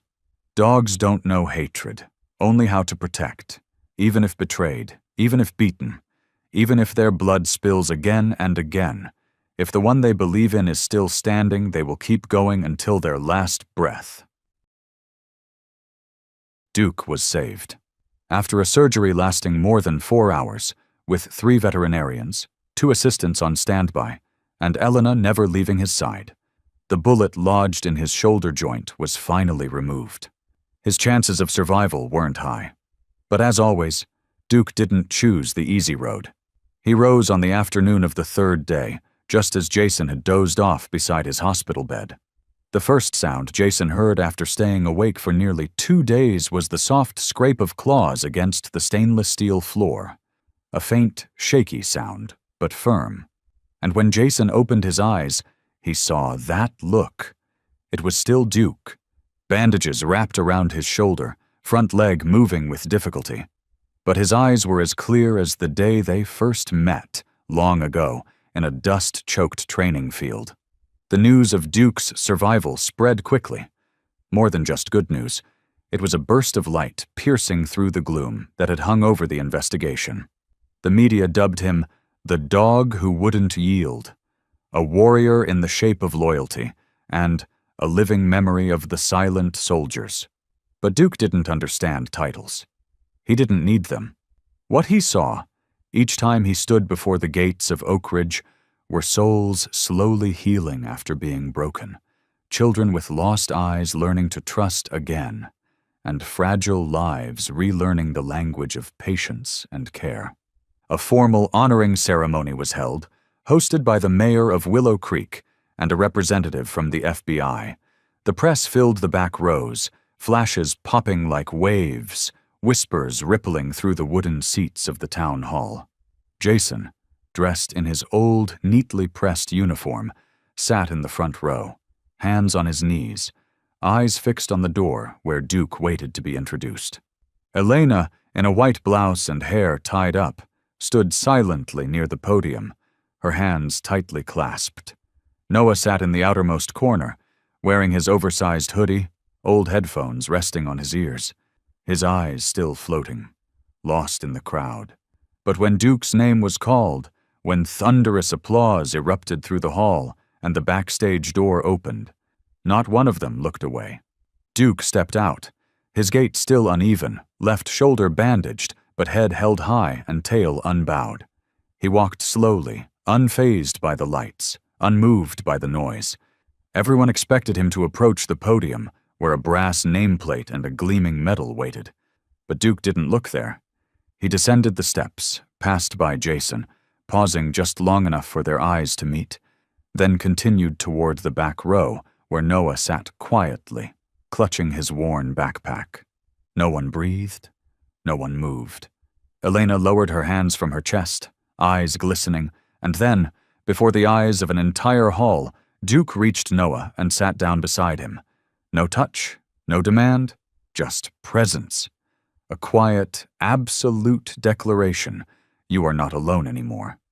Noah looked up. His eyes, once afraid to meet anyone, once voiceless, once confined to the invisible safety zone around himself, were wide open now, silent but no longer lost. And when he lifted his small hand and gently stroked Duke's back, still warm under the dark fur, the hall fell completely still. No one clapped. No one spoke. No more words were needed. Jason clenched his jaw, eyes red. Elena brought a hand to her mouth, tears quietly soaking into her collar. Even the mayor, who had just prepared a speech to praise the courage of a service dog, stood still, arms at his sides, as if something deeper than honor had caught in his throat. And so, in a ceremony meant to celebrate a warrior, the Duke didn't step onto the stage. He didn't need to, because his greatest reward wasn't a medal. It was a once silent soul, once terrified, once disconnected from the world, now able to whisper a single name, Duke, and smile for the first time in 2 years. Some teachers need no words, no chalkboards, no medals or certificates. They simply need to sit beside us, long enough, quiet enough, for another soul to learn how to stand again after breaking. When the ceremony ended, no one talked much about the medal left untouched on the podium, because the true value of that day wasn't found in polished plaques, but at the moment a dog chose to sit beside a child, not for glory, not for reward, but for trust, for the presence of one soul, rescued from the brink, now glowing quietly in the warmth that brought him back. And from that moment, an idea was born, not from a grand announcement, but from a series of shared looks and silent nods between 3 people who had walked beside Duke through the harshest winds and longest nights. Weeks later, on a stretch of land that once served as a military ammo depot, where Jason had trained with Duke, new fences went up, roofs were repaired, and a hand-carved pinewood sign was raised at the entrance. Duke's Haven, a place where unhealed souls can touch the light. Jason didn't want this center to be just another rescue shelter. He wanted more. A space where dogs once abandoned, abused, or erased from records could take their first steps back into the world, not through commands or chains, but through the company of those who knew how deep darkness could go, and how gentle light must be to not shatter a cracked heart. Elena led behavioral therapy, but she didn't do it alone. Duke, still limping slightly, eyes calm as ever, became the silent guide for every new dog that arrived. No training manual had instructions for this role. Duke simply sat beside the first row of kennels, where the most frightened dogs were kept, and did nothing. No growling, no claiming space, no asserting dominance, just lying nearby, breathing steadily, so the newcomer, scarred, shaking, would know. Here, no one touches you with pain. Jenny, once the operations coordinator at Oak Ridge, returned as director. Under her, the place ran not only with experience but with hard-earned faith. She was the only one who knew every corner where Duke once hid, once froze, went so silent it seemed he'd vanished. And for that reason alone, she believed, if a dog like Duke could become a symbol of healing, then no being was ever too far gone to save. The center welcomed not just dogs. Children like Noah, once silenced by trauma, once locked away from the world, were invited to come play, draw, read, or simply sit near the sleeping dogs. And somehow these children didn't need to be taught how to be gentle. They just knew, instinctively, how to reach one another softly, carefully, as if they could sense the cracks beneath the skin that adults could never see. One afternoon, Jason watched as a Rottweiler, once aggressive from years in a cage, lay perfectly still while a little girl tied a pink ribbon to its ear. No one had told it to lie down. No one thought it would allow it. But from a distance, Duke stood watching, head tilted, and Noah smiled quietly, whispering, "He's like Duke, so he's not scared anymore." Jason turned away, saying nothing. But he knew. They had accomplished the most important thing, not saving every dog, every child, every soul, but creating a place where they could save each other. We can't erase the past, but we can build a place where what was once broken is seen with different eyes. Eyes that do not judge, do not pity, only wait. In the early days of autumn, as the sunlight turned more golden across the wooden roofs of Duke's Haven, A small truck pulled up at the center's gate. When the back door opened, the first sound wasn't human. It was a low, threatening growl rumbling from a steel crate covered in thick blankets. Inside was Bram, a Malinois who had once been chained up in an illegal training camp, taught to bite, to growl, to survive with instincts twisted into something wild and broken. Elena stepped closer, hand reaching toward the crate, but Bram lunged, teeth bared, slamming his head against the metal bars so hard the entire cage rattled. Jenny exhaled deeply and shook her head, while Jason stood still, arms crossed, eyes without judgment, just waiting. "Not now," Jason said quietly, and motioned for the crate to be moved into the special isolation zone, a space reserved for those who no longer trusted any hand. In the beginning, Bram wouldn't eat if people were nearby, wouldn't sleep if the kennel door was even slightly open, and wouldn't allow a single gaze to land on him without responding with pure threat. But Duke was different. He didn't make eye contact, didn't tap the door, didn't come close. He simply sat outside, in the corridor where sunlight spilled across the cement in long streaks, lying there, silent as an old log, without flair, without pressure. Every morning, every afternoon, whenever he could, Duke returned, lying in the same place, eyes half closed, breathing slowly, waiting for Bram to decide. No one told him to do this. No one taught him how to be the symbol of patience. But maybe Duke had learned from his scars that sometimes the only way to heal is to do nothing. Just be there long enough for someone to believe. If I don't growl, maybe I won't be hurt. And then, on the 13th afternoon, as the wind turned crisp and the wind chime on the porch spilled out a soft note, Duke came again, like always. He lay down in front of Bram's kennel. Not too close, but close enough to be seen. He didn't move, didn't shift position. Just a still figure, resting in the slanted sunlight. Bram growled at first, softer than usual, but still wary. Then, slowly, he stood. He didn't lunge, didn't bark, just stood there, as if some thin, invisible thread were pulling him forward. One step, then another. He stopped just short of a meter away, ears lowered, neck bowed. Jason, watching from a window, stopped breathing. Elena placed a hand on her chest. Jenny, mid-note, let her pen fall. Duke remained still, and in that moment, so subtle it felt like a trick of the eye, Bram slowly lowered himself, folded his front legs, and rested his muzzle against the floor, just a breath away from Duke. Close enough for their breaths to blend like two cold rivers finding warmth together. No one spoke. No one clapped. Only silence remained, witness to the most important truth. Trust, when given properly, needs no promises, no language, just one steady soul willing to sit beside another still trembling one. Elena wiped away a tear. Jason turned away, swallowing the tightness in his throat. Jenny exhaled. Not in frustration, but like someone letting go after a long, weary journey. A journey that taught even silence could be a form of healing. Bram would later become one of the most effective therapy dogs at Duke's Haven.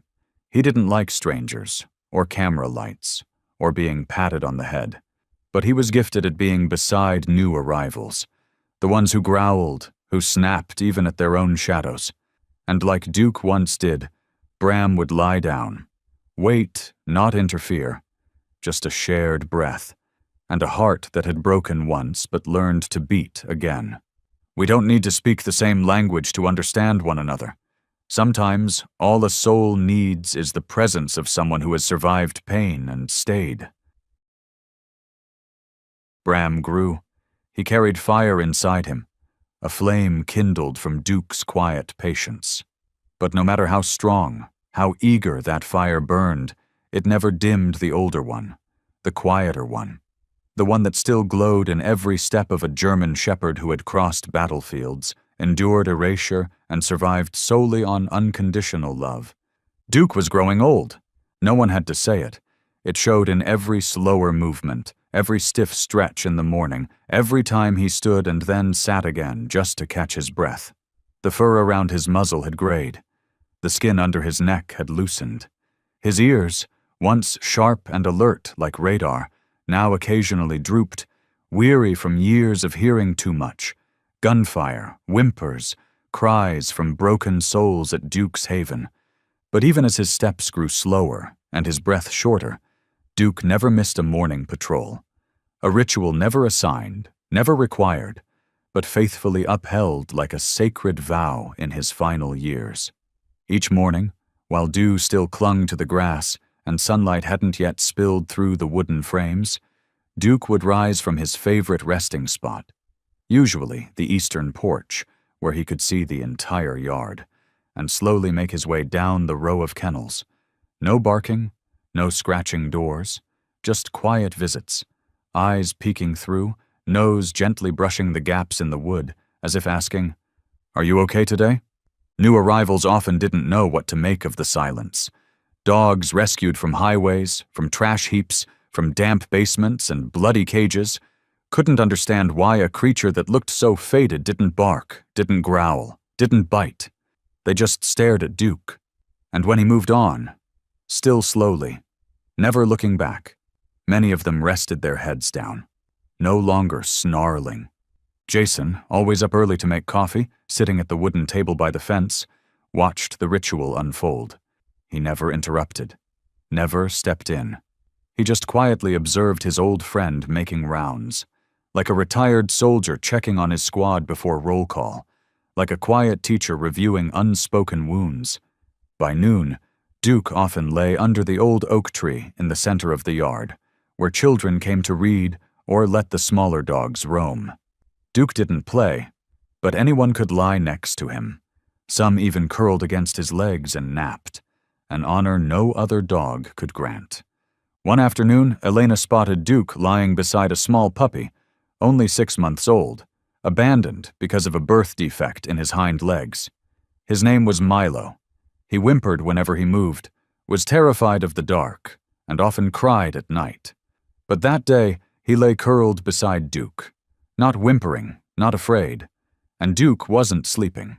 He just lay there, eyes half closed, gently touching Milo's back with his nose now and then, like passing on a breath from someone who had once faced death and chosen to live. "Elena," Jason said softly, watching her from the porch as she stood still, eyes wet. "Do you think Duke knows he doesn't have much time left?" Elena was silent for a long while, then replied, soft as wind, "Yes, but he doesn't see that as sad. To Duke, time is just something to give away, one breath at a time. And truly, in each breath that grew thinner, Duke never stopped. Not because he feared death, but because he knew that fire, if it's to burn forever, must be passed on, through hands, through eyes, through touch that doesn't need words. Duke was growing old, but at Duke's Haven, his flame continued to burn, one spark, one soul, one gaze at a time that finally dared to look back at the world.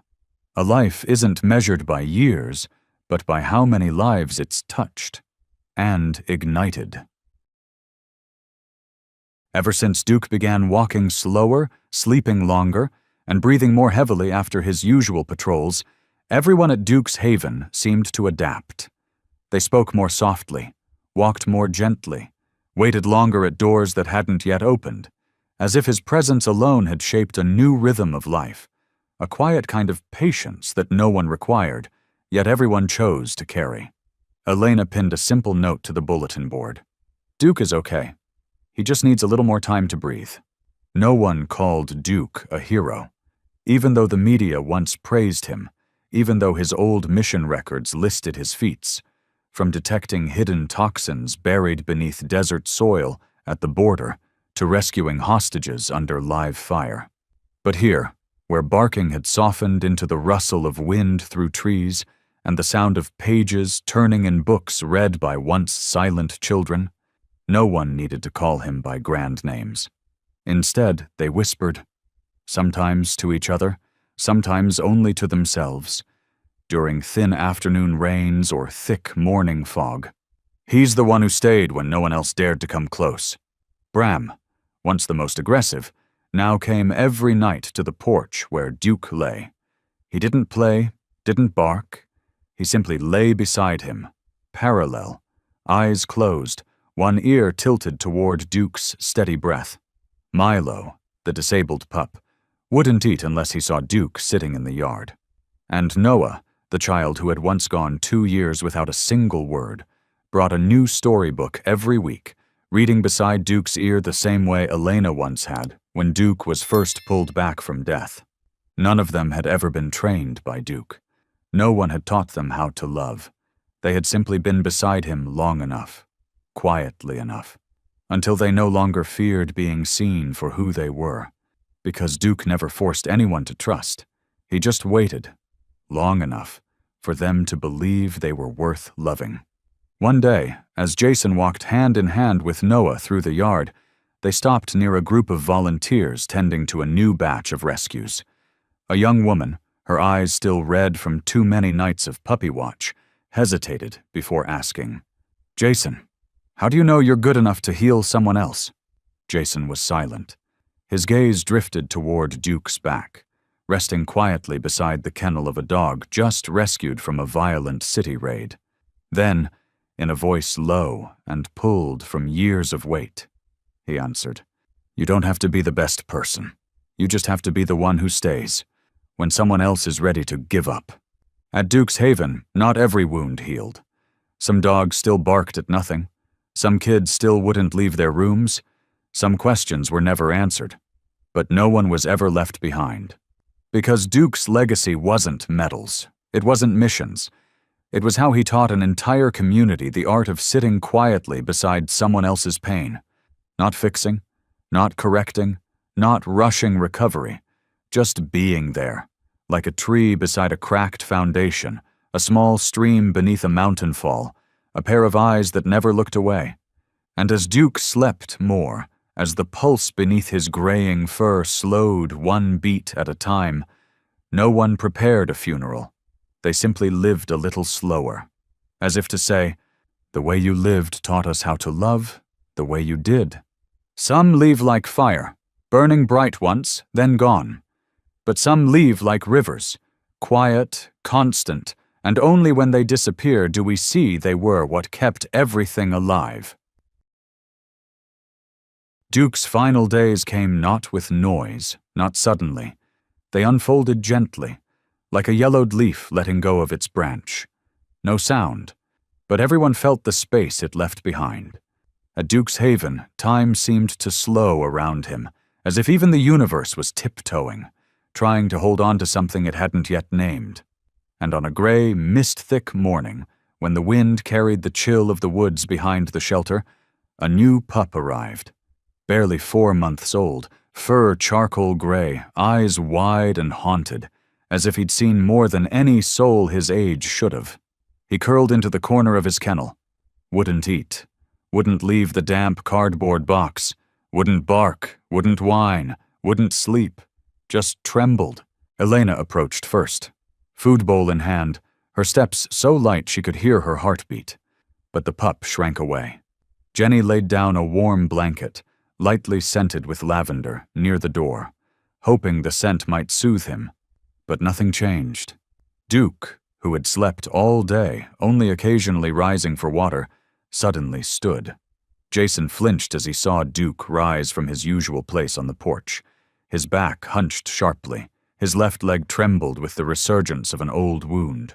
But Duke didn't need help.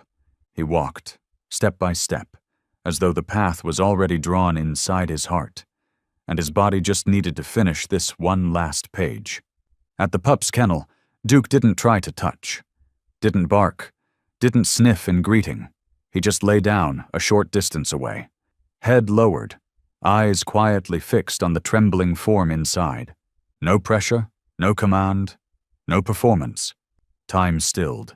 The wind stopped. The trees didn't move. Jason stood frozen, hand clenched on the doorframe. Elena covered her chest with one hand. The whole shelter fell silent, as if granting this new soul the right to decide how to touch light for the very first time. And then, like an invisible thread had slipped between two hearts, the puppy lifted his head. Just enough. just to meet Duke's eyes. 1 second, 2, and then he nodded. A tiny nod. So small, no one could say for sure it had even happened. But it was enough. Enough for Jason to start crying without knowing why. Enough for Elena to drop to her knees and bury her face in her hands. Enough for Duke to close his eyes and exhale, long and deep, as if he had just completed the last promise his heart had owed this world. No one truly knew what that nod meant. But for those who had spent enough time with Duke, they understood. It was the beginning of something no one could teach. The first flicker of trust, the first quiet agreement between two souls who had never spoken a word but somehow understood each other through silence. That night, Duke slept. And this time, no one tried to wake him. Jason carried him gently, wrapped in the blanket Elena always used when the wind turned cold. Bram followed behind with his head low. Milo rested his front paws on the bench where Duke used to sit and watch over the yard. Noah, who now spoke more than ever, didn't ask any questions. He simply took Jason's hand and whispered, "I don't think he's gone. I think he's just lying where he's needed most." And maybe that was true. Duke left no medals, no bronze statue, and no headline in the papers. But he left behind a single nod, small, quiet, and eternal, shared between two hearts that once feared the world. Maybe not every dog becomes a hero. Maybe not every soldier makes it home from war.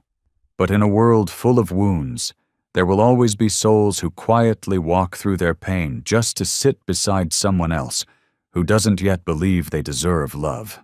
Duke never needed applause. He only needed to be remembered, as someone who stayed when everyone else walked away. And what about you? Have you ever had someone who didn't try to fix you, didn't ask questions, just stayed long enough for you to finally let go and breathe through your pain? Share your story in the comments, because maybe, just maybe, your story could be the light someone else has been waiting for.